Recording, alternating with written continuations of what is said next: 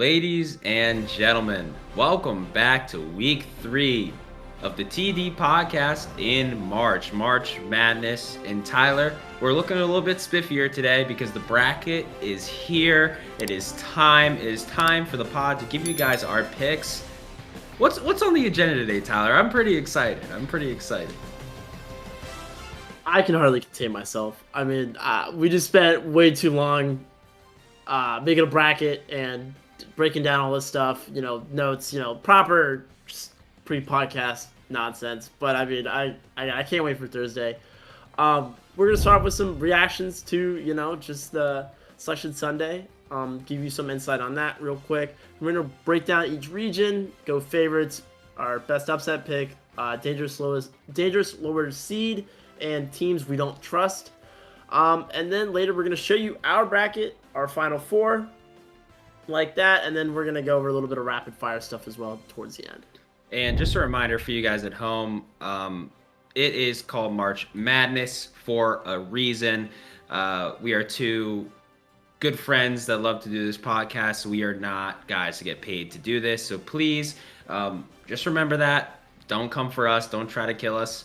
We're just giving you guys what we think is the best picks by analytics we've researched. So without further ado, Tyler, you want to lead us off with one of your big surprises of March Madness, win the initial bracket when it first came out? Well, I had a few mixed thoughts, but my biggest surprise, actually, Chris, was Alabama's guard getting caught with over a pound of that Mary Jane. That was. What are we doing, man? I mean, what are we doing? That was pretty unbelievable. It almost made me want to affect my bracket. But yeah, the kids for sure. Yeah, that was definitely a surprise. One of my biggest surprises was St. John's being a 5 seed. I mean, Big East champion, just pretty much dog walked UConn. They could put us a 5. I mean, granted, I understand the Big East maybe might not be the strongest as it has been in past seasons, but man, that one threw me for a loop. And another one that threw me for a loop, I was happy with it. People are up in arms, and we have to talk about it. It's Miami of Ohio getting that last spot. I personally think the committee got it right, but Tyler, what do you think about that? Let's be real here. No one got snubbed. If you think anyone got snubbed, you're an idiot. I mean, let's get one thing straight. 16 losses. We know who we're talking about here. Okay, let's be real. We're talking about Auburn. Honestly, I think Oklahoma low-key deserved a shot, but I mean, hey man, you had to win one more game. And they almost did, to their credit. But I mean, you got to win all season. It's not just March. It's the entire season. No one got snubbed, and it's weird to say, especially as two big college football guys. No one got snubbed. The committee got it right. It's pretty shocking. But they didn't get it exactly right. I mean, there's still some seeding issues. Personally, I believe UConn and Clemson are a little overseeded. Clemson lost their best player. I haven't been too impressed with them as of late. I think there's something like 4-6 in the last 10. And UConn has been pretty pitiful. When they win games, it's only by like 5 or 6, maybe 7. And then they just got belted by the Johnnies last Saturday. So yeah. It's, again, a 2 seed, really. And then, again, St. John's 5. They beat them twice, both by a lot. So yeah. I don't know. Chris, any I thought with the seeding? I think maybe the seed for this team is fair, but they're going to play above it, and it's UCLA. UCLA is a 7 seed. Everyone come back from injury.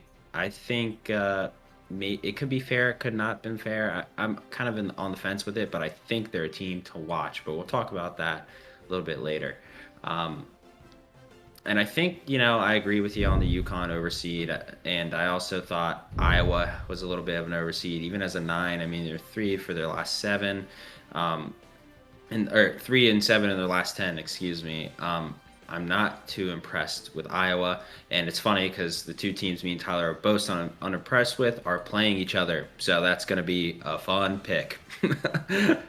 But where are we rolling to next, Tyler? Chris. We're going to move on to our next part. regions, who do you think has the toughest and easiest region? I think we might honestly end up agreeing on this, Tyler, but I think the toughest by far, Probably. surprisingly, is the East. You would think the number one overall seed would end up getting the easiest region, but they absolutely did not. I mean, Duke has to either face Ohio State or TCU in the second round. I mean, Ohio State's playing some great basketball right now. Then you're rolling on the St. John's, who's completely underseeded out of 5, Kansas out of 4. Uh, Louisville team who's getting Mikel Brown back. Then you got Michigan State. You got severely underrated UCLA in the 7. I mean, you got UConn you got to deal with. We might not be high on them, but they're still a good team. So that ended up being an incredibly difficult region. But on the opposite end of the spectrum, in the Midwest, we're looking at a very, very easy region, in my opinion, for the number one overall seed there. Michigan, lucky Tyler Udell. But yeah, Michigan got a pretty favorable region over there. I mean, when you're looking at the second round matchup, I think St. Louis could be tough for them, but Georgia's not that great of an 8. Alabama has some problems right now, to say the least. So does Tennessee, Texas Tech. yeah, Texas Tech without their best player. Tennessee has the potential, but I'm not seeing it right now after 2 losses to Vanderbilt. Kentucky is Iowa State has scoring problems. I mean, the hardest team there is Virginia, but it's Virginia in in March. Like, you don't know, they're either going to a Final Four or they're losing second round. So I think they got a pretty Or first. yeah, or first. I think they got a pretty favorable region there. But what are your thoughts, Tyler? I mean, I agreed. The guy, nothing to add really. The East and Midwest, hardest, easiest. Michigan got bailed out, which I'm happy Yeah. to see after we lost. I love getting rewarded for losing. It's honestly my favorite thing. Again, bailed out. I mean, I think the 5 and 4 are 2 of the weakest 5 and 4s in the entire country. I mean, you look at just above them for Arizona, where they have to go against Wisconsin and Arkansas. Like, holy shit. Those 2 teams know how to score. They have dynamic players and guards, but again, we'll break down that a little bit later. For region by region, you'll see what we did with the bracket. But let's look a little bit closer at the East bracket. The favorite here is Duke. You know that, obviously. Personally, I have a best upset pick, and I mentioned them earlier. I think USF is a good bet to upset the Cardinals first round. Yeah, I'm seeing what you're putting down, but I'm not going to follow it. Personally, I think Louisville getting one of their leading scorers back. I think South Florida has a tough shooting chart, to say the least. We were taking a peek at that earlier. I just think Louisville will get at least past the first round this year. But also, Tyler could be correct. But for those watching, it's your decision, not ours. My favorite upset pick here is going to be a controversial one. We're coming out hot with a 14 seed, North Dakota State against Michigan State. Look, everyone knows Michigan State's tournament history. They're a second round exit team. They love it. They slip up in the first round. It's either that or they're going to a Final Four. I just did this one for the fun. I think if there's anyone that can pull one off in this region, it would be North Dakota State or South Florida. Tyler picked South Florida, so you know what? Why not give me this? Excuse me, I was going to say the Spartans, the Bison. Give me North Dakota State. Well, next, some other lower seeds I want to talk about is maybe not a double-digit upset we're looking for, but I think a dangerous lower seed is Ohio State. They have Thornton, man. He's putting up 20-something points. I think like 21, maybe low, maybe 20 points something. I don't know. Points a game. Ohio State's playing some of their best ball of the year. They just beat Purdue. They hung in there with Michigan. They beat Iowa, another tournament team. They beat someone else. I can't think off the top of my head. They went to the wire with Michigan State. This is a quality team, and I say this because I do think they're going to beat TCU, but they get Duke next round, right? And Duke's got a lot of injuries right now, and this team is still kind of gelling. And I think in the ACC tournament, no one could quite match Duke, and they didn't. I don't think anyone in the ACC tournament had a dynamic player that could match Duke's Cam Boozer. So I think Ohio State maybe could do a little bit of a wake up call. They're playing some of their best ball this season. Duke is still gelling and figuring out this new roster while entries are down. And yeah, Chris, do you have another dangerous lower seed to add? Speaking on 'em a little bit already, it's UCLA, man. I have UCLA personally dancing. I'm a huge fan of how they've been playing basketball the past month. Um, I just think they can do it. I mean, they have a favorable half of the bracket, a good first round draw with UCF. You know how we feel about UConn on this podcast, so I think UCLA is someone you might want to keep an eye on at home. So yeah, that's the East region. We do have one more half thing that we want to talk about. It's someone you don't trust in this region. For me personally, it's Kansas. I I'm having a really hard time. I respect Bill Self. I think Bill Self is one of the greatest coaches in college basketball, but I also don't trust Darren DNP Peterson. It's just something that I can't get over, and for that reason, I don't trust Kansas. You say Darren DNP? Yeah, did not play. Dude, that's fucking funny. Have not heard that, which is kind of crazy. That's funny. It kind of goes right with the rest of his name, Darren DNP Peterson. Absolutely. Fuck. I mean, that's almost his initials. I don't know what his, I don't know what his middle name is. I hope his middle name starts with an N, like Nolan, something like Darren that. Nolan Peterson. Like Nathaniel. I don't know. We might need to Google it after this. But chat, put it in the comment section. Anyway, we're gonna look over to the West, the number 2 overall seed. We both. I mean, the favorite here is Zona. We know that. It's my turn to be bold, Chris. The best upset pick is the Kennesaw State Owls. Hootie who. Again, I told y'all this team was gonna win their conference tournament. I told y'all that 2 weeks ago. Boots on the ground. Saw them beat Liberty. They're 51st in size in the country, which is something you can't coach. And they have a lot of athletes. They're a good 7-man roster. Well, good 7 players. There's an 8th guy that gets rotation minutes, but he's not. It's only like 10 minutes a game. But anyway, beyond that, yeah, give me the Owls over Gonzaga for your big upset pick potentially. They're out their best player. He's got like 20 points a game. What's his name again, Chris? Oh, the Kennesaw? Gonzaga. Gonzaga. Oh, it's Huff. Thank you. Yeah, he's got like 18, 20 points a game. He's out. He's been out. He will be out. So that's my pick. Owls. They almost did it a few years ago against Xavier. We got robbed. Chris, who do you think? You know what? I'm gonna go 5-12 matchup. I'm going High Point here. I think High Point is pretty explosive. They have a guy on their team who exclusively shoots the 3 ball. I mean, all he does is shoot the 3 ball, and that's giving me shades of Jack Golke with Oakland. And that was a 3-14 matchup with Kentucky that year. So I mean, if 5-12 matchup, I think Wisconsin honestly could still pull it out. Yeah, but they're inconsistent. If they get them on a good day, I think High Point can get it done. So. Well, let's go for a team we might think might go a little longer with our dangerous lower seed. I had 2 here, but I'm gonna go with the other one since you kind of just named the other one. I think Texas and NC State. The winner of that game could make a run. They get BYU. BYU's not been the same team for a while now, ever since they lost. I can't remember his name on the top of my head, but he was their number 2 guy. Richie Saunders. Thank you, Chris. He took so much pressure off of DeBonsta, and when teams targeted DeBonsta, he made things happen and kept the floor and the court open.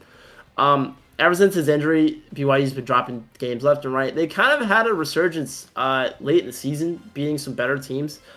But yeah, it's I see one of these teams winning every year. We see one of these playing teams go on a run. So that's my pick. Chris? Well, Tyler, I don't like your pick. I'm just going to put that out there. But my pick is going to be Miami, Florida. Give me the Hurricanes that are going to make a little bit of a dance. I think they're a quality team. they've been pretty good in the ACC this year. They've kind of been on a skid recently, and they do have a tough matchup in Missouri round one, and that game's played in St. Louis, basically a home game for Mizzou. But you know what? Screw all that shit. Give me Miami, Florida. If you want to pick a team that'll make a run, that's a lower seed, it's going to be them. So. Yeah, I agree. And for last part here, the team I don't trust, touched on them earlier, Gonzaga. You know, they get shit every year for having a weak schedule. They play in the WCC. Now, they are a 3-bid team, or 3-bid league this year. But it doesn't matter, man. It doesn't matter. I don't see them getting to the Sweet 16. If they do, great. I don't think they're going to go past that. They'll lose to Purdue or whoever comes out from the bottom, probably Purdue. But, yeah, I don't trust Gonzaga. Chris, who do you not trust? I'm going to agree with you, Tyler. I'm also skeptical and don't really trust Gonzaga this year. Now, I know they're a team that makes plenty of Sweet 16 runs. We know this. We know this. They're consistent in March. But this year, I'm just not seeing it. I'm just not seeing it. And the main reason of that is Huff not playing. But you know what? Me and Tyler are open to being proven wrong. We've been wrong plenty of times before. So we'll have to see what happens there. But let's move on to the Midwest. Like emphasis in mid. Just emphasis in Midwest. The obvious favorite in this region, to me, the Michigan Wolverines. Tyler, how you feeling about the Wolverines going into this bottom quadrant? Feeling pretty good. We talked about it earlier with it to us being the easiest region. I think it's good for this team to have the Sweet Six or the 16 seed they're playing. I hope this team can really gel and practice with the absence of Kaysen.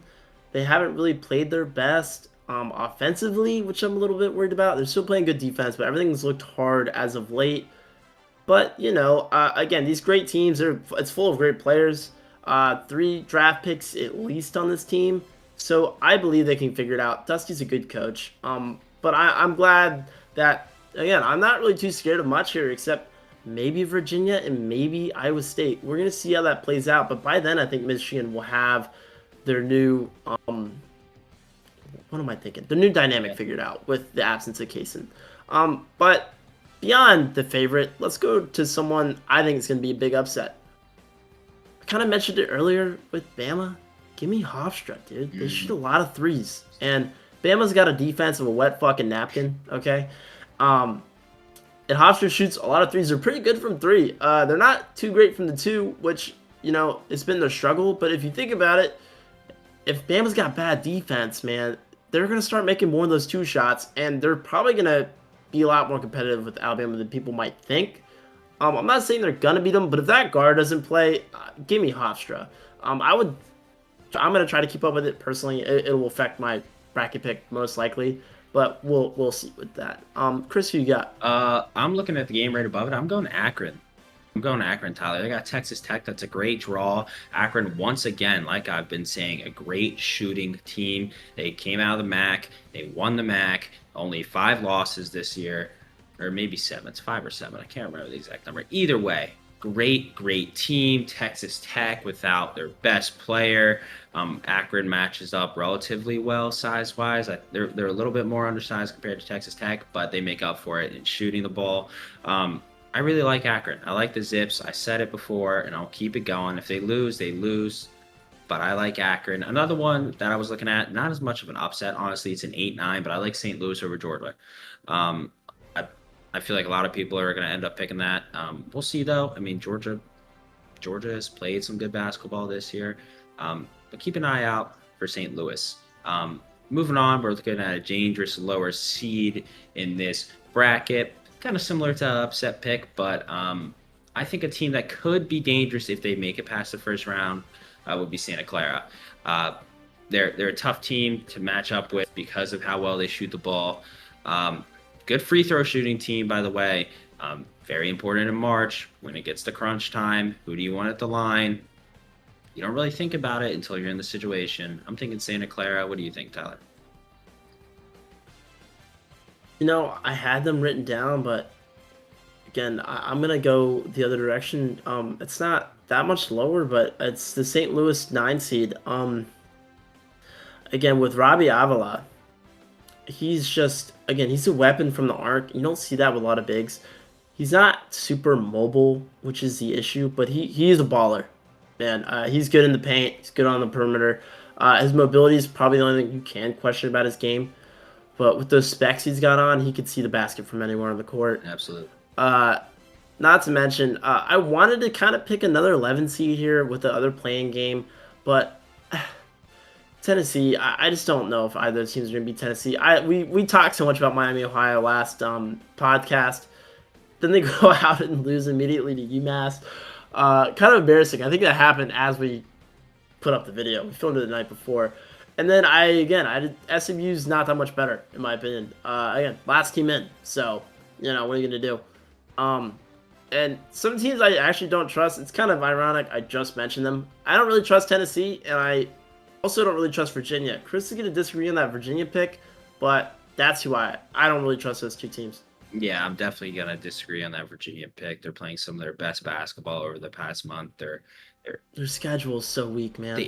Their schedule is weak. The ACC is weak. Duke is weak. An overtime loss. They lost to Duke. They lost to Duke twice. Not an overtime loss. It was like a 4-point loss to Duke in the ACC. They didn't have two of their starters. Yeah, but dude, their last 10 games, they've been playing incredible basketball. I mean, if you just haven't watched Virginia basketball, that's okay. You can own up to it. But my God, do not write them off that early. I'm fading them. Do not write them off that early. That's fine. I'm a hater. I'm a hater. I don't care. That's fine. The other one that I hate is Alabama. I'm out on Alabama. My boy's got a pound of weed in the dorm.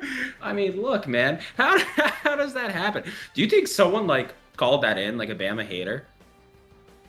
How does that happen? I don't know, man. I don't know. He's a junior as well. I don't even know if he was living on campus. To be fair, that's fair, I guess. And another thing is, why are you people are saying don't mess with the side, it's a side hustle.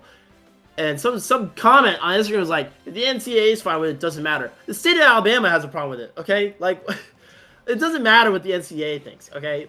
You're a moron, first of all, whoever you are. And second of all, again, it's a pound. What the fuck are you doing?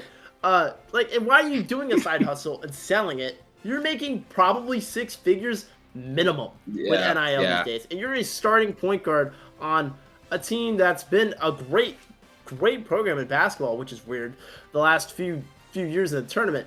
So I don't know what you're doing. This is why we don't fucking trust you. If you beat Hofstra, you're losing to Texas Tech. Yeah. If Texas Tech wins. And maybe Akron. We'll see. Yeah. Sorry about You're good. No worries. It's definitely crazy. My boy had a pound of weed for sure, but that's lock in. Yeah, brother. Lock in for sure. Lock in. But that's the week of your life. That's part of the reason why I'm not trusting Alabama. I mean, if Aiden Holloway's not playing, I know Phylon's pretty solid. Where's the locker room at? Dude, Nate Oates has lost that locker room. But we'll move out of the Midwest. We'll move into the South now. Let's go to the obvious. Well, maybe not the obvious, but it is the favorite. It's the Florida Gators. Not much else I can really say about Florida. I mean, they had a pretty disappointing loss recently to Vanderbilt, but overall, still a pretty good team. Yeah, I'm questioning it. I mentioned it to you pre-pod. Vanderbilt is about as good of a matchup for Florida as you can get. Florida wants to play teams like Vanderbilt, and for them to go out and get beat by 17 is kind of bizarre in my opinion, because Vanderbilt, they have similar comps in this tournament, right? They're not a unique team by any margin, but they're not elite either, right? So it's pretty baffling, and it's to see the total collapse of Florida like that is concerning, especially in an unpredictable tournament like March. They are the favorite. I still think they're, like I said, if I were a betting man, you'd give me $1,000, I would probably still put it on Florida just to be safe. But I don't know, man. They could get upset. And speaking of upsets, speaking of Vanderbilt, I think McNeese can get the job done against Vanderbilt. We talked about it last pod. They get a ton of steals a game, and turnover possessions matter, turnovers matter, and again, I think they pulled it off, dude. They're 10 in the last 10 games. I mean, shit. Chris, you look like you're disagreeing. Do you have a different upset pick? Yeah, I do have a different upset pick for sure. Do you have a comment on my Uh, McNeese uh, pick? Devin McLaughlin says no, is what I say to that. Yeah, Whatever. Devin McLaughlin says no. Anyways, my pick, VCU.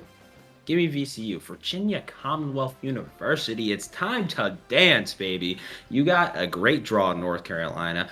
People might not agree with that, but Caleb Wilson out with that hand, I would have loved to play North Carolina as any team in this tournament. UNC fans might not agree with that. I don't give a fuck about your feelings. So give me VCU as the upset pick. Moving on from the upset picks, we're going a dangerous lower seed. And ladies and gentlemen, for those of you that have watched this podcast for multiple weeks, you know my darling of the tournament is in this quadrant. It's the Gales. St. Mary's. Beautiful, beautiful, beautiful boys out of the WCC. They're my dangerous lower seed. Look, if there's anyone that can have an off game, it's Houston. We've seen it multiple times this year. There's a chance the Gales can go dancing if they get by Buckyball in the first round. It is actually, in my opinion, one of the scariest matchups in the first round. It's a team that likes to play slow as hell in St. Mary's and a team that likes to speed you up at Texas A&M. Tyler and I were talking about that tail of the tape earlier, pre-pod, and it was basically whoever you can get to play your style of basketball is going to win that game. And you know what? I think St. Mary's is going to be able to do it. They shoot the ball better. They play better defense. That's how you control the game. You control the game shooting the ball and on the glass and maybe picking up some turnovers. So that's my darling. Tyler, how about yours? I'm looking at these and I'm like, okay. I have VCU. And it's kind of weird. I didn't have it as my best upset pick because of what you said. I mean, I haven't looked at the betting line, but having no Caleb Wilson, I'm sorry, not Foster, that's Duke. Caleb Wilson, North Carolina's not been the same team ever since. They played a lot closer games. They've lost more games. They lost to Clemson for crying out loud. Clemson fucking sucks. In my humble opinion. Give me the Rams, dude. Again, I like them. I think they can make a Sweet 16 run. Again, Virginia Commonwealth. Fuck it. Let's go. I trust them. And weirdly enough, dude, a team I could see blowing this is Nebraska. They've never won a tournament game. And they've been weird. Ever since they lost their first game of the year, they've been weird. They haven't won as the gaps of margin they've been winning haven't been as large. They've been losing to teams like Iowa, for crying out loud. I think they can go on a run, or they could lose first round. Again, I'm not sure where to put my chips with Nebraska.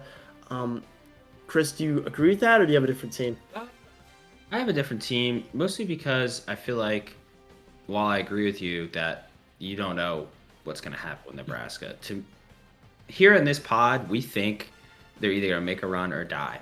And you'll see very shortly what we decided on with Nebraska, to say the least. A team I'm not trusting, honestly, is Florida. I hate to say that, but they're the number one overall seed. And what I mean by not trusting is the expectation they're held to, which is a Final Four. I'm not personally trusting or seeing a Florida Final Four. They do have a pretty good second round draw, but when they get to that Sweet 16 is when they're going to either have to probably see Vanderbilt or Nebraska, and I'm not liking those matchups. I mean, we just watched them get dog raced by Vandy, a team they normally match up with well, right? And then they're going to go out and maybe play Nebraska if Nebraska gets there. Who matches up even? Yeah, and then God forbid they got to play Houston in the Elite Eight. I mean, I don't see Houston losing anywhere before the Elite Eight. Yeah, so I mean it'll definitely be interesting. But when we say don't trust, I just want to clarify that it means what expectation they're held to, not like overall. But anyways, that's Florida. Yes, I'm not picking Howard or who the fuck they're playing first round to beat them. We'll see. It'd possibly be you. They're not losing in the second round, by the way. Don't take that. They were not losing to either Clemson or yes. Iowa. No. I'll put my hand on the Bible for that one, folks. All right, Tyler. This next little segment I wanted to bring up. It's a little rapid fire. Just some quick ones for the folks at home. Some of your favorite teams here with some upsets or things like that. Just a fast question segment for you. I just want you to give me your best 12 over 5 your best 6/11. One seed in trouble early. Who would be the first one? Your Cinderella. Everyone needs a Cinderella, baby. And a team you'll defend till you die. Those are all of them. I want you to rapid fire these off, and then I'll give you mine. Okay. Best 12/5. Give me McNeese. I don't think people are expecting it, especially with Vandy's tournament run. 6/11. Give me Yosef. Take that as well. First one seed in trouble. I'm gonna say Duke. Say Duke. Again, I think with the injuries they're gonna have to adapt. Cinderella pick. High Point. Give me High Point, man. Again, three-point shooters, and then irrationally defending. Michigan.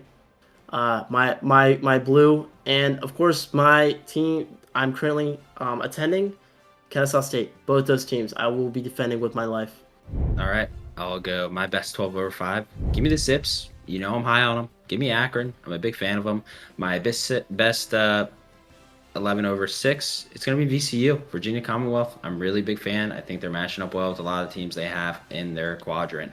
First one seed in trouble. Sorry, Tyler. It's gonna be Michigan. It's gonna be Michigan. I mean, they have the toughest second round matchup outside of Duke. I think St. Louis could be tough if they see St. Louis. Now, if they play Georgia, I retract my statement. But I don't know, man. Without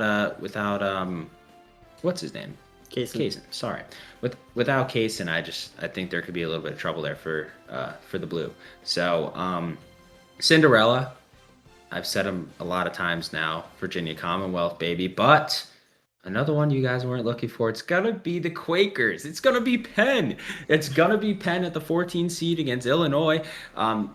You guys are kind of telling I'm enjoying these 14-3 matchups, but I really do like Penn.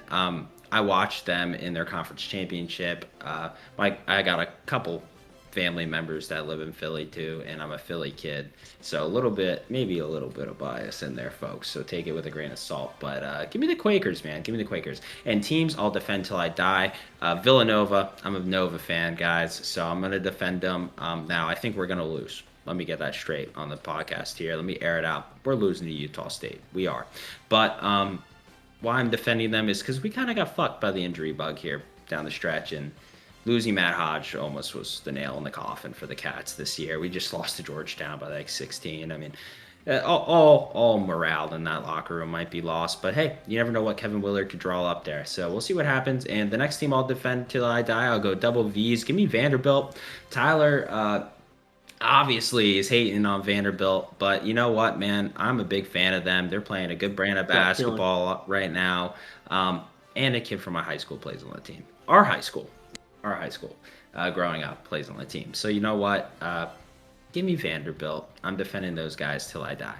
So without further ado, for the folks at home, we're about to show you guys our bracket. But before we show you guys the bracket, once again, Tyler and I want to make it clear that we are not professionals at this. We're just giving you guys our humble picks. So I just want to make that clear. Don't yell at us. And a second thing is, our segments before might contradict some of the picks here, and that's because Tyler and I combined our brain. It's the TD Pod bracket. So Tyler might have said some things that might contradict. I might have said some things that might contradict. It's because we're one brain in this bracket. All right? We just want to get that out, get that ahead of the curve. And here it is on the screen. Here it is on the screen, ladies and gentlemen. It is looking like an Arizona championship. But let's touch on some games really quick. Maybe go around the regions. Talk about some maybe controversial picks and ones we love the most. So one of the ones that obviously I was talking about a lot, we have them dancing quite far. It's VCU. We have VCU as an 11 seed pushing it to the Sweet 16 here. Look, like I said before, I believe VCU has a great matchup. I'm not fully sold on Illinois. If Wagler has an off night, Illinois is having an off night. They just need 2 games to go their way. And I'm liking the Commonwealth. Yeah, we're in agreement on that. some stuff we probably also notice is we got UCLA, CLA beat UConn. Again, you kind of heard us being cold on UConn, and we think BYU over Gonzaga is a big one. We think DeBonsta is just gonna kind of will them to a Sweet 16. Yeah. No further than that, but again, he's a great player. And again, we did pick again pretty chalky, but again, if you heard our other podcast, you kind of know we're kind of leaning towards this based on what we've been researching and looking for, and similarities to last few seasons, and maybe how it differs. So this is it. Again, for the Final Four here, it's also pretty interesting. Yeah, we are a non-biased podcast, especially in football season. But yeah, we got Michigan, Arizona, Duke, and Houston. Look, guys, breaks my heart, but Arizona's a tough matchup for Michigan. They're very physical, and I think we struggle with physical teams.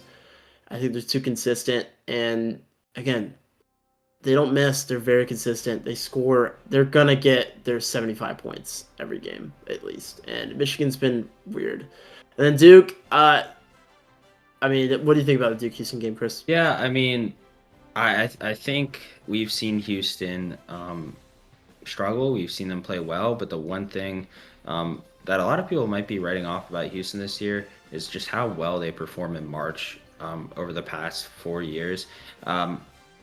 We just actually a rematch. Yeah, it's a rematch, and I do think if Houston can get by that second round matchup against A&M or St. Mary's, I think they're in the Final Four. Mostly because, as you can see here, we kind of have Florida falling to them because we're not necessarily sold on Florida, but you guys might be upset at seeing so many 1 seeds, 3 1 seeds and a 2. But me and Tyler did the research. We used the KenPom. Now, like I said in that podcast, I don't fully agree with everything KenPom says, but the numbers don't fully lie either. And if it's tracking like it was tracking previously, like last year, and it's even worse, I mean, this is realistic to what it could be in the Final Four. We got some outliers dancing a little bit. We got Nebraska making a Sweet 16 run, like me and Tyler kind of hinted at earlier. They're either going to lose early or make a run, and you know what? We decided they're going to make a run for us. And yeah, if you looked at that shot chart from Troy from last episode, you'd know we weren't going to pick. You'd know not to pick the Trojans. You would know. But it's not impossible. So another part of this bracket that we kind of had trouble with was Kentucky down here. Part of it, there's a reason of us that wanted to put Kentucky in the Sweet 16. Now we decided against it, which I think was the right call. But yeah, that we were kind of nervous there, and we got Virginia in the Elite Eight. That's a lot of my doing. Just want to clarify that, as Tyler, I had to fight Tyler on that one for a little bit. But and finally, the last game I feel like we need to touch on is this 8-9 matchup in Clemson, Iowa. Tyler was ripping Clemson. I'm also ripping Iowa. It's the battle of who's a little less bad. And we think Clemson might be able to just scrap a little bit harder than Iowa.